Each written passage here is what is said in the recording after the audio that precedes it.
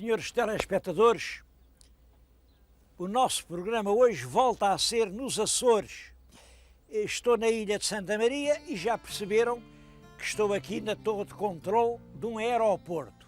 É o famoso aeroporto de Santa Maria.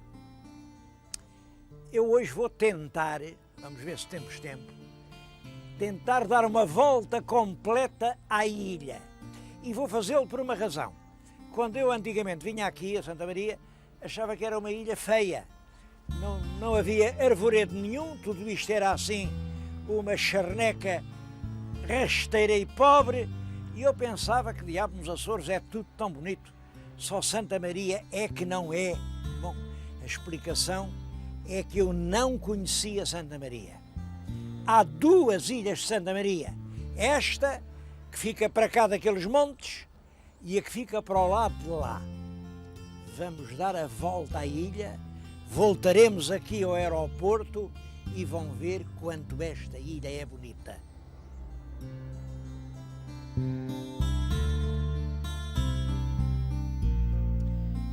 Nós começamos pelo aeroporto, bom, mas como o meu telespectador inteligentemente calcula, os primeiros portugueses não vieram pelo aeroporto. Nessa altura ainda não havia aviões. Estou-lhes a falar de um ano à volta de 1440. Talvez 41, talvez 42. É nessa altura que o primeiro navio trazendo portugueses que vinham do reino desembarca aqui na ilha de Santa Maria. Aonde? Num sítio que se chamava a Praia dos Lobos. Bom, de qualquer maneira, lá nesse sítio eles não tinham condições, andaram à procura de um lugar melhor para fazer uma aldeia e acharam este lugar em que agora estou. É curioso este lugar porque ele é definido desta maneira. Daquele lado é um grande precipício. Corre uma ribeira, é a Ribeira do Sancho. Daquele lado, outro precipício. Corre outra ribeira ainda maior, é a Ribeira Grande. Entre as duas ribeiras avança um promontório maciço. Bom, foi aqui que eles resolveram fazer a sua terra. Toda a terra precisa de um porto. Onde é que eles haviam de fazer o porto? Olhem, naquela ribeira, o mar entrava um bocadinho, tem dois vêm depois da ponte, ainda lá há barcos. É aquele terreno que ali está, aquilo fazia realmente uma pequena caleira e era ali que eles tinham os barcos. Mas era um sítio péssimo, porque em cada invernia vinham as águas dos montes, lá iam os navios todos espatifados. Não há dúvida que isto não servia para porto, nem servia nem serve, porque essa história repete-se sempre. Olhem, já passaram mais de 500 anos. O governo português tem gasto aqui quantias fabulosas, tem tentado à força fazer um porto e continua, as obras continuam. Bom, mas vêm os invernos, partem os molhos, não é possível fazer um porto aqui. E foi por isso que eles foram à procura de um porto na ilha de São Miguel, julgaram encontrá-lo no Ilhéu de Vila Franca do Campo, enganaram-se, como já lhes expliquei, continuaram, fixaram-se em Ponta Delgada, mas uma cidade com um grande porto natural, um porto que parece um abraço. Isso surgiu quando na Ilha Terceira encontraram a Angra. Por isso, durante séculos, Angra foi a capital dos Açores. A Vila do Porto tem hoje muito de história. Eu tenho pena que esta ilha não tenha sido escolhida como um dos grandes brasões do heroísmo português. Olhem, ainda se pode ver, ainda está de pé. Mas é só a fachada, o resto caiu tudo e nunca reconstruíram. A fachada gótica da casa dos primeiros capitães donatários dos Açores. é ainda do século XV, aquele convento onde hoje está instalada a Câmara Municipal. Tudo isto está ainda cheio de igrejas, de lembranças do antigamente.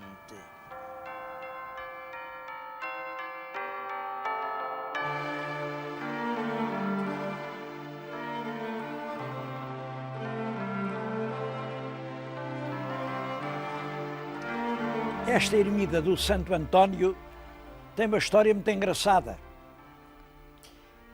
E já havia uma ermida muito pequenina, mas aconteceu, isto em 1686, portanto, século XVII, que o capitão das milícias era aqui o responsável pela guerra, estava lá em cima, numa quinta que ele tinha, na Fajã, ali na Maia, e viu na praia aproximar-se um navio. O navio deitou um bote à água e vieram uns mouros com um grande caixote, chegaram à praia, cavaram, fizeram um buraco, meteram lá o caixote, taparam tudo por cima muito lisinho e foram-se embora. Claro, o capitão das milícias percebeu. Os piratas tinham vindo esconder ali um tesouro. Na manhã seguinte, mandou lá os criados, cavaram no mesmo sítio, lá estava a arca cheia de peças de ouro. Bom, e o que é que ele agora podia fazer com aquele dinheiro, o dinheiro dos piratas, dinheiro roubado? Bom, então fez o que se chama uma lavagem ao contrário.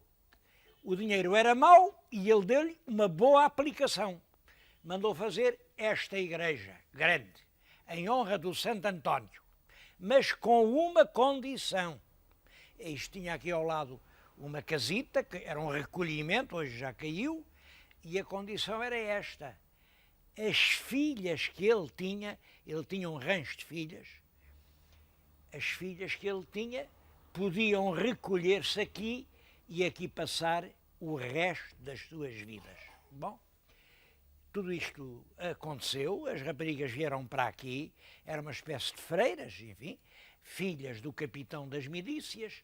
Com o tempo isto arruinou-se, mas hoje é uma biblioteca, com cerca de 600 leitores por mês.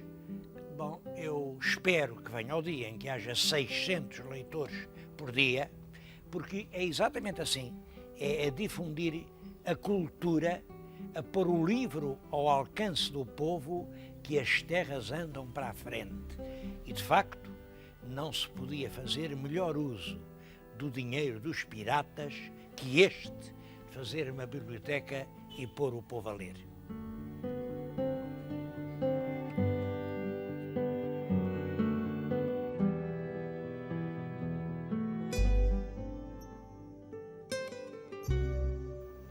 À volta do Ancoradouro havia grutas naturais.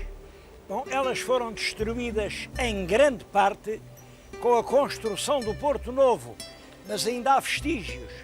Ora bem, foi nestas grutas que se instalaram os primeiros povoadores dos Açores por volta do ano de 1440.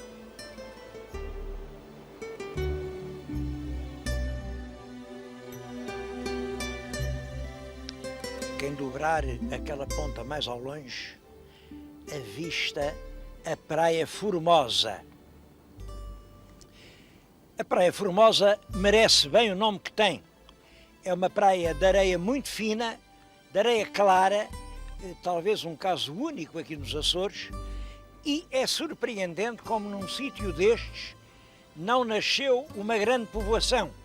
Bom, a explicação é esta. Era um sítio terrivelmente exposto aos ataques dos corsários.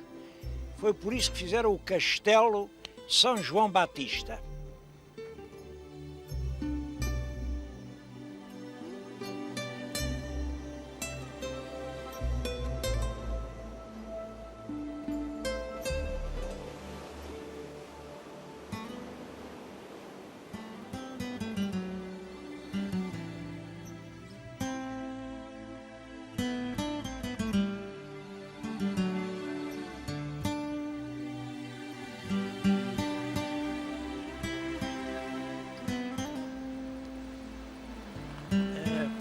fachada sul da Ilha de Santa Maria termina aqui. Termina aqui numa ponta onde está um farol, farol da Maia. Isto era um ponto importante, era daqui que se avistavam as baleias. Em dois, lá embaixo, se avista uma fábrica, claro, desmantelada e destruída, onde cortavam as baleias, derretiam o óleo.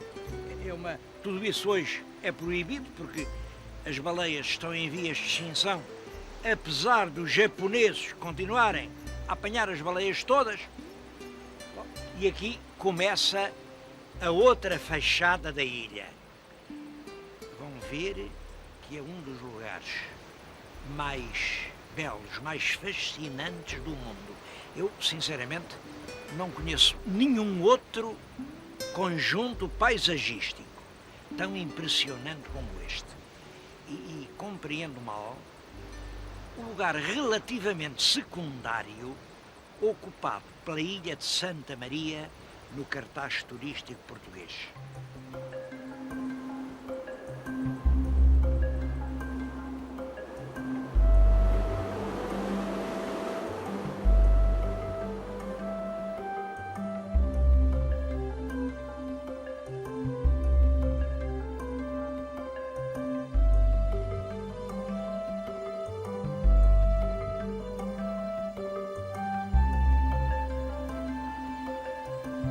Continuamos a contornar a costa e uns quilómetros mais ao norte aparece-nos a praia de São Lourenço.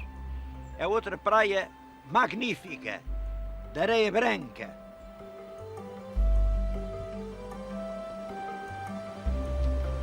A água é muito cristalina. A vila fica aqui no sopé de uma falésia e a falésia está toda aproveitada com tabuleiros de vinha. Os tabuleiros a que no Douro nós chamamos socalcos e aqui chamam quartéis. Os quartéis que produzem um vinho de cheiro que aqui se aprecia muito. Outra coisa extremamente curiosa de toda a região são as habitações. Tem uma arquitetura muito original. Há dois tipos de chaminé. A chaminé algarvia e a chaminé alentejana. Tudo isso são indícios dos primeiros tempos que ficaram dos colonizadores.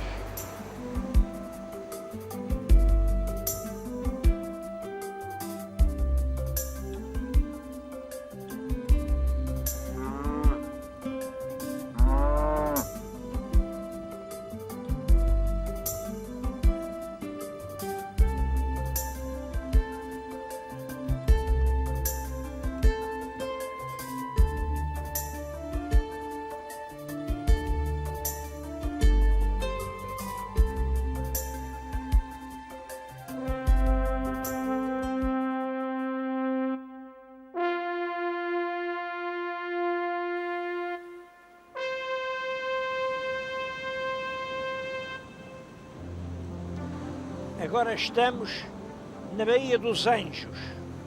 É um lugar que está relacionado com a memória de Cristóvão Colombo. E não só com isso. Vamos encontrar outros lugares históricos. Esta é a famosa Ermida dos Anjos. É uma das peças mais importantes do itinerário colombiano. Quando, em 1992, passou o centenário da famosa viagem, eu tentei, por todas as formas, eu nessa altura fazia parte da Comissão dos Descobrimentos, fiz os maiores esforços para localizar aqui uma parte importante das comemorações colombianas. A verdade é que é o próprio Colombo que diz que se não fosse ter aparecido esta ilha no seu caminho, ele não tinha podido completar a viagem. Ele fala nesta capela, ele fala nestas costas, nestes lugares. Bom, é certo que conta uma grande série de mentiras. Ele diz que já ia perdido, que havia uma tempestade medonha, que o navio estava desconjuntado, e eles já estavam a encomendar a alma a Deus, quando de repente houve um clarear no tempo, e o marinheiro lá de cima disse: terra, terra! E via-se realmente a mancha de uma terra. Aproximaram-se e ele perguntou: que terra é essa? E daqui responderam: Santa Maria. Ora, ele tinha feito uma promessa a Santa Maria: se escapasse vivo, vinha em terra com toda a gente à primeira igreja consagrada à Mãe de Deus. E a primeira igreja era esta, era a Santa Maria. Bom, aqui é que começam as mentiras do Colombo. Diz que desembarcou metade da tripulação, mas que vieram os marotos dos portugueses e que os prenderam. Ele estava além fundeado na Baía da Cré, viu como é que ele havia de ver, sempre isto e aquilo ao monte. Ele não viu coisa nenhuma. Mas então fugiu porque percebeu que os portugueses dos Açores tinham ordem do rei para os prender e se calhar para os matar. Então fugiu, sabem para onde? Para São Miguel. Ora, como se ele não soubesse que o rei de Portugal tanto mandava em Santa Maria como em São Miguel. Se a ordem aqui era para matar, certamente em São Miguel era para esfolar, mas ele disse, esqueceu-se. Vai para São Miguel. Também diz que andou 2 dias no mar e que não achou São Miguel.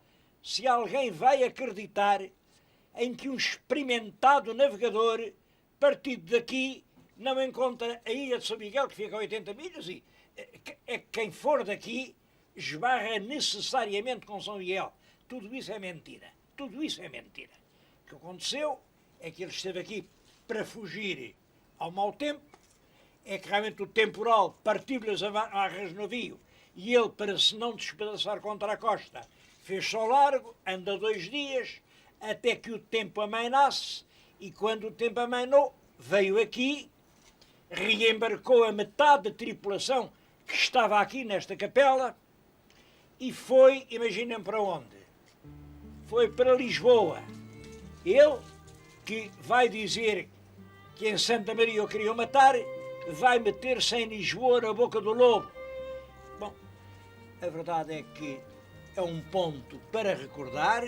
Os açorianos fizeram bem que lhe ergueram aquela estátua e há aí um pequeno auditório, pois enfim, aquilo que se pretendia, que era inserir a ilha de Santa Maria no grande caminho percorrido por Colombo na descoberta do Novo Mundo. Isso não se conseguiu.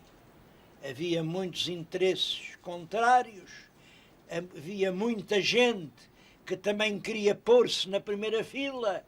A América queria comemorar o Colombo, a Espanha queria comemorar o Colombo, a Itália queria comemorar o Colombo. Toda a gente comemorou a viagem do Colombo, menos Portugal, e a ilha de Santa Maria, a meu ver, perdeu a sua grande oportunidade de entrar nos grandes itinerários turísticos do mundo.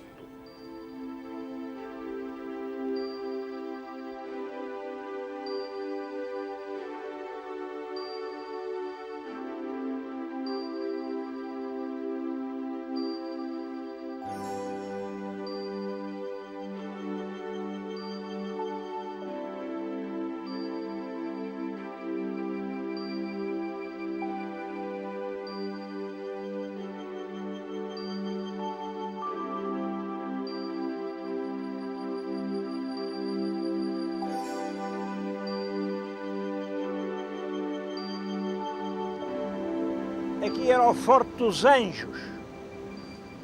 Ainda hoje se vêem aqui por terra os canhões que procuravam afastar os corsários. Estão completamente abandonados, sem nenhuma proteção, são de ferro e naturalmente estão-se a desfazer. O que eu tenho aqui na mão, isto não são pedras, são fragmentos que caíram daqui, que estão junto dele. Naturalmente, cada pessoa que passa leva uma recordação e em breve dos canhões só há a lembrança de que outrora eles estavam aqui. E isto é importante. É claro que estes canhões não estavam cá no tempo do Colombo, pois isto é do fim do século XVI, século XVII, mas marcam o lugar onde se pôs a fortaleza que protegia o ponto de desembarque. E isso é importante porque, é claro, é isto que nos indica onde se desembarcava.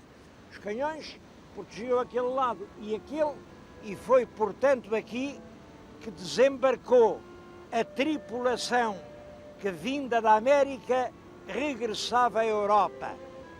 Eu já estive aqui, já lhes mostrei isto, faz agora meia dúzia de anos, e volto a mostrar, porque meia dúzia de anos depois ainda é mais urgente. O estado destas peças ainda é mais lamentável.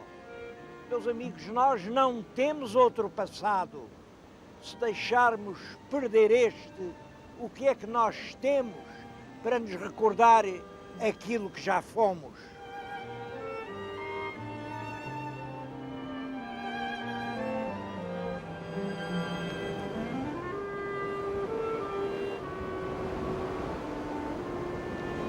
Isto é o que resta de um outro forte. Era o forte da Praia dos Lobos. O mar levou tudo e depois vieram os ladrões e levaram o resto. Penso que aqui era uma canhoneira e penso porque ali entre as pedras ainda há fragmentos de ferro, pedaços do canhão que daqui foi levado.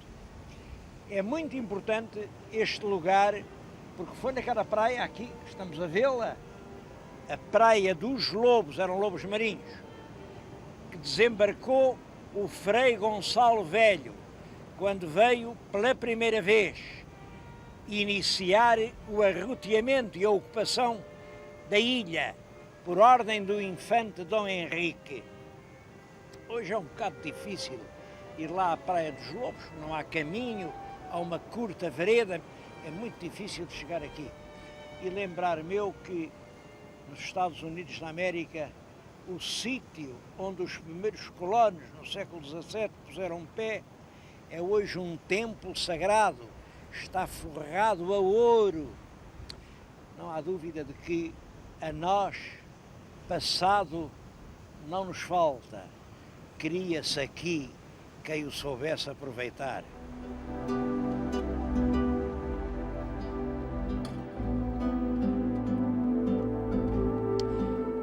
Pouco depois da Praia dos Lobos, a costa, como veem, inflete para sul, e é aí que começa a grande fachada ocidental de Santa Maria. É uma zona de planície, uma zona de terras fecundas, que foi a riqueza da ilha, primeiro no século XVI. Eram belas searas que davam trigo. Depois, no século XX, eram planícies que permitiram a construção de um grande aeroporto, o aeroporto onde há momentos estivemos. É, portanto, aqui que acaba a nossa volta à ilha. Queria dizer-lhes que é um aeroporto histórico. Este aeroporto é um verdadeiro monumento à independência de Portugal. O aeroporto foi feito em 1945, era a Segunda Guerra Mundial, os americanos entraram na guerra e criam um aeroporto nos Açores, fazia-lhes muita falta. Bom, os ingleses já tinham um aeroporto nas Lajes, mas os ingleses eram nossos aliados e os americanos não eram. Portanto, começaram as negociações. Os americanos tinham muita pressa, muita pressa, muita pressa. O governo português não tinha pressa nenhuma. Houve até uma vez o embaixador americano procura, muito alvoroçado, o nosso velho embaixador Teixeira de Sampaio. Mas porquê esta demora? Porquê? A gente paga tudo, temos dinheiro, pagamos tudo o que for preciso pagar. E o embaixador Teixeira de Sampaio respondeu-lhes: bem sabemos que os senhores têm dinheiro que chegava até para pagar a própria ilha. O que acontece é que as ilhas não estão à venda. Bom, acabou por fazer um acordo, e o acordo era assim: sim senhor, façam lá o aeroporto, mas quem paga é Portugal. Construam as estradas, as pistas, as torres, os edifícios, mas quem paga é Portugal. E depois de construído, tudo é propriedade portuguesa. Claro que durante a guerra os senhores podem utilizar, mas 6 meses, nem mais um dia. 6 meses depois de acabar a guerra, os senhores saem daqui e isto fica para nós. Além disso, e é por isso que a coisa é histórica, além disso, há essa questão de Timor. Os japoneses invadiram Timor. Pois bem, nós queremos Timor de volta. Aquele aeroporto é o preço da reocupação de Timor pelos portugueses. É, portanto, um monumento à paz e um monumento à nossa independência. Os americanos aceitaram todas essas condições. Construíram com dinheiro português. Foram-se embora quando a guerra acabou. E o aeroporto depois foi um importante aeroporto internacional, até que, a certa altura, um governo desastrado disse que agora isto já não tinha interesse, não sei o quê, a placa passava para a Ilha Terceira e o aeroporto está hoje semi-abandonado. Bom, em todo caso, continua a ser um ponto essencial para a aviação mundial. É ainda o centro de controle, um dos centros de controle do Atlântico Norte. E sobretudo acontece isto. Então, que diabo? Um dos melhores aeroportos do mundo, numa das ilhas mais belas do mundo. Então, e a ilha continua assim à margem do turismo universal. Isto, estou convencido, estou-lhes a falar no fim do século, mas creio que um dos grandes acontecimentos do século XXI vai ser a redescoberta da ilha de Santa Maria. Vai ser um dos grandes cenários, um dos grandes atrativos do turismo europeu e americano. No século XV, um Gonçalo Velho a descobriu. No século XXI, algum Gonçalo novo há de redescobrir. Gonçalo, pode ser Manuel, pode ser João, pode ser António. Isso não interessa. Já interessa que seja um português.